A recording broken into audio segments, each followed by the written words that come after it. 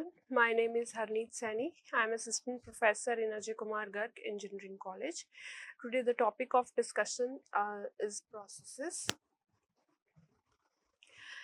In this we will be discussing the following topics: process concept, process scheduling, operations on processes, cooperating processes, inter-process communication and communication in client-server systems, right? An operating system executes a variety of programs like batch systems, where the jobs are being divided into various batches depending upon their needs and the requirements of in the system. Then the time shared systems, where user programs or tasks with the CPU time is being shared between the programs. Now, textbook uses the term job and process almost interchangeably. A process or a program in execution. A process execution might progress in sequential fashion. A process includes a program counter, a stack, and a data section. Now, various states of process are new, running, waiting, ready, and terminated. New is the state when the process is being created, when it just arrives and it is in the job pool, right? Running instructions are being executed means it is being allotted to the CPU and CPU is executing that particular program. Then it is in the running stage. Then the waiting state, the process is waiting for some event to occur. Maybe it is the input output device or any other device for which it is waiting, right? Then ready, the process is waiting to be assigned to a processor. Processor means here it should be a processor means it is waiting for the CPU, right? A process is waiting to be assigned to a CPU, right? Terminated means the process has finished the execution, now it is being terminated, right? Now you can see all the stages with the help of the diagram. This is the new state when the process arrives. Then when it is admitted, it goes into the ready queue for where it is being waiting for the CPU to execute it. And then it will go, when the CPU is allotted, then it will be in the running stage, means it is being executed by the CPU, and then after that, if it is completed, then it is terminated. Now, while running, maybe some interrupt has occurred, some higher priority job has arrived, so it has to be forcefully stopped in between. Then it again goes back to the ready state, where it will again wait for the CPU to be allocated, right? And when it is running, then it can go to the waiting state also. In waiting state, where it is waiting for some other event to occur, like input output device, right? After that, the input output event is complete, it goes back to the ready state, right? Now, when a process arrives, a type of process identification block is being created, which is called process control block, which contains all the information related to that process, like process state. State means these 5 states which we studied in the previous slide: new, ready, terminated, waiting, running. These are all the stages which is being recorded in that particular block. Then the program counter, which is the address of the next instructions, which is CPU registers. CPU scheduling information means how the CPU is being allotted to that process, which algorithm is being used, right? Memory management information, what type of memory management technique is there and how these are being done for dynamic linking, loading, everything is being, information is kept here. Accounting information means all the locations which are this program will be assessing there, which all data is it being assessing by that process. Then input output status information, what all outputs it is being generated and where it is stored, right? So this is the diagrammatic view of this. There is one pointer, process state, process number. So one number is also assigned to the process by the operating system when it comes in the system. There is one program counter, various registers are there, and memory limits means what is the size of that process as being here is being occupied by this process in the memory, and list of the open files means which all files this process is going to access. Now see how the processes switch from one state to another state. Like there is two processes, there are two processes, P0 and P1, right? Then operating system is being controlling the execution of both these processes. Now when it is executing, means CPU is allotted to this, then this is idle at that time, right? P1 is idle at that time, and then it will go execution. Now suppose some interrupt has occurred, now the CPU has to be allotted to this one, right? So this stage is being saved of PCB0, the stage of P0 is being saved, and P1 stage is being loaded, right? When this stage is saved and this is loaded in this time period, this is also free, this is also free. They are doing nothing, they are just waiting for these things to happen. Now here when this PCB1 is loaded, then the execution starts from here. Now at that time this is idle. Now this execution starts, and again now this is being stopped in between. We will save the state of B1 and load the state of P0, right? And at this time again both are idle. This state is loaded and then the execution starts again. This way a switching is being done between the processes. One process is executing, then if it has to be stopped in between, then its current state will be saved, and the another process which has to be started, the process the state at which it finished is to be resumed back, and then it will restart that process from that state. In this switching time, the CPU is idle, means nothing productive is done in between. Both the processes are sitting idle, only the operating system works in which it is switching, saving the state, current state of the old process, and then loading the space of the new process is done. Process scheduling queues. There is a job queue, which is a set of all the processes in the system, which are being taken by the CPU and are being put in the one queue. Then there is a ready queue, set of all the processes residing in the memory, ready and waiting to execute. Means these are the queue of those processes which are waiting for the CPU to be allotted to them so that they can be executed. Then the device queues. Device queues are the queues in which the programs are waiting for the device, means some input output event to occur. Then the process can migrate between these queues, right? Whatever the requirement of the process is, it goes in that particular queues. Now, we can understand this with the help of a diagram. A program comes, it will go into the ready queue for the execution of the CPU. Then the CPU, if the CPU is allotted, it is finished, this, and it will be terminated. This is the idle state. This is the idle state of the process. Now what happens if it is executed by the CPU, but it can be forcefully stopped in between due to various reasons like input output request, some time slice has expired, or a child process is created, or some other kind of interrupt has been done, right? And if there is an input output request, it will go into that queue, get the input output done, then it will again go back to the ready queue, right? If the time slice is expired, like in time sharing systems, then the system will be forcefully stopped and it will again go back into the ready queue and will wait for the CPU to be executed. Then if a child, means a child process is created, then that child process has to be executed. So for execution again it has to go into the ready queue. If an interrupt has been occurred, that interrupt is to be resolved, and in the meanwhile the process will wait in the ready queue again for the CPU to be executed to it. Now there are various types of schedulers.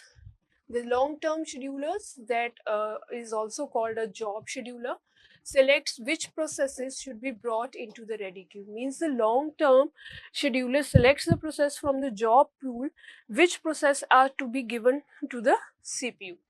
Now, the short-term scheduler or the CPU scheduler selects which process should be executed next and allotted to the CPU. Now, whatever processes are being selected by the long-term scheduler, they are put into the ready queue. Now, out of the ready queue, the selection is to be done which processes are to be allotted to the CPU. That is done by the short-term scheduler. Now, in between, there is a medium term scheduler also. Now, what is the role of the medium term scheduler? Now, what happens when a process is being run, executed by the CPU? There can be situations when it has to be stopped in between due to some reason, or some higher priority job has been arrived, or time slice has expired, whatever may be the reason, the job has to be stopped in between. Then the role of the medium scheduler comes, where it saves the state of the current running process and loads the state of the new process, and that is called context switching. And at that time, the medium term scheduler will come into role, and it will swap out the process which is being forcefully stopped, and it will swap in the process which has to be executed now. So this type of swapping is being done by the medium term scheduler, right? Now what happens, see, the when the job comes into the ready queue, is allocated to the CPU, and it terminates. This is the ideal situation. Now for any reason, this process has been stopped forcefully in between, it will be swapped out, right, to the physical storage, and the new process which is to be executed has to be brought into the ready queue, right? Then another case may be the input output wait, where the input output has to be done, and again it go back to the ready queue for the CPU to be executed.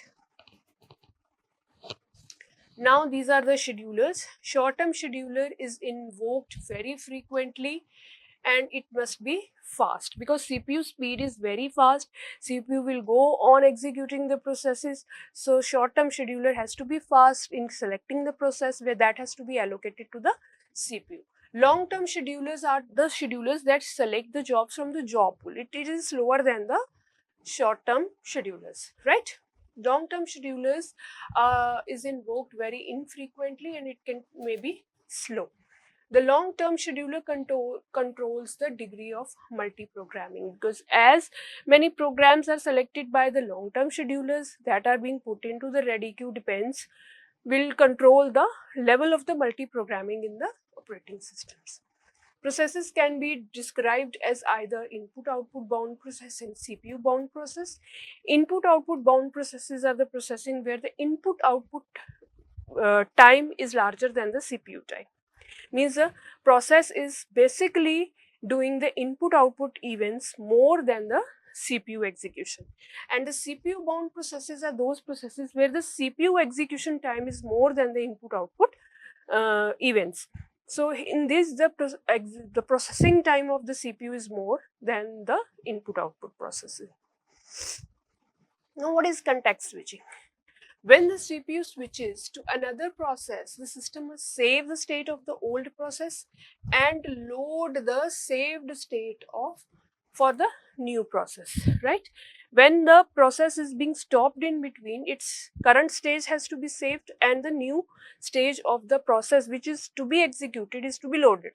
So this is the overhead between the switching. Now at this time, the CPU is doing nothing. The CPU is waiting for the context switch to happen. So this is the overhead time that the OS takes to switch between the process. Context switching is an overheaded. The system does no useful work while switching, because the programs are also idle at that time and CPU also idle at that time dependent on the hardware support. This context switching has to be very quick so that the wastage of time is very less in the system. Now process creation. Parent process creates children processes, which in turn create other processes, forming a tree of processing. Now the resource sharing, how the resource sharing is being done between the parent and the child process. Parent and children share all the resources. If a parent has 5 resources, the child can share those 5 resources with the parent.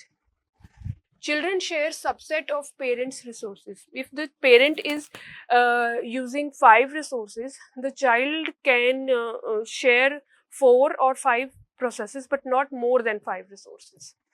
Parent and child share, it may be a situation where parent and child share no resources, right? Maybe child is not requiring the resources which are being used by the parent. But if the parent is not having any resource, the child cannot use the other resources which parent is not having. Execution, parent and children execute concurrently. Parent waits until children terminate, because when a parent process is terminated, child process is automatically terminated. So for the child to execute complete, the parent has to wait for the child to terminate, then only it can terminate, then it is a smooth programming of that process. Now what is the address space? Child duplicate of parent. Child has a program loaded into it. Child process will share the same memory location, same memory address of the parent process. Now examples. Fork system call creates new processes. Exec system call used after a fork to replace the process's memory space with the new program. Now what is process termination? How processes are being terminated where there are child processes also.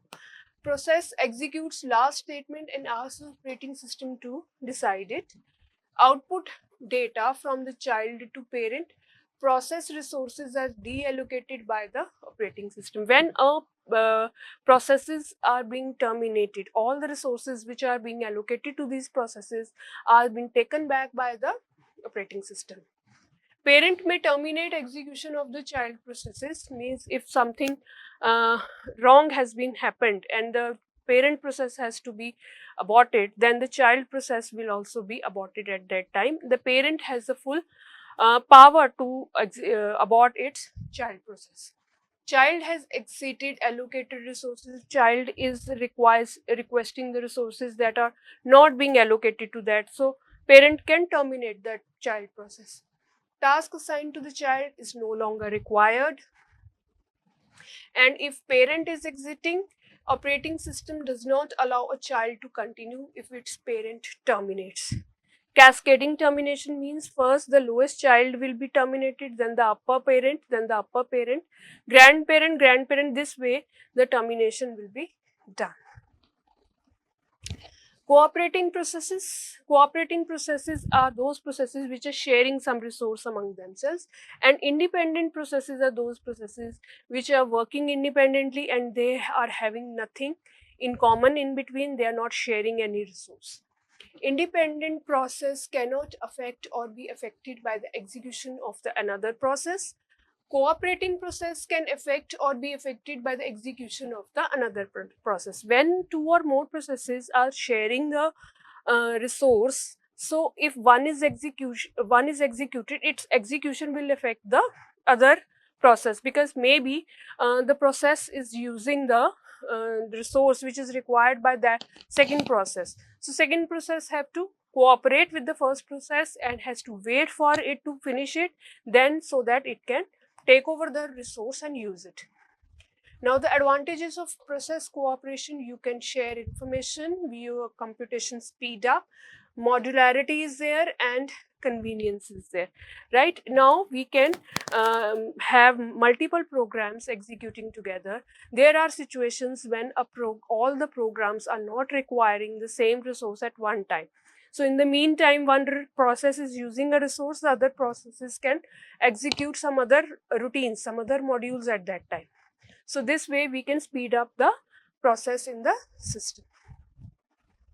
Inter-process communication. Now, when there are cooperating processes, they have to communicate with each other so that they are able to use the resources which are shared in between them. So this is done by the message passing technique. Message system process communicate with each other without resorting to shared variables. IPC facilities provide two operations, send and receive messages. There is a provision that a process can send a message to another process and can receive the message from the other processes. If P and Q wish to communicate, they need to establish a communication link between them, and then they will exchange the messages via that communication link. So it can be implementation of communication link, maybe a shared memory is being shared in between. One is giving the messages to that shared memory, and the receiver will pick the messages from the shared memory, right? And another is the logical properties.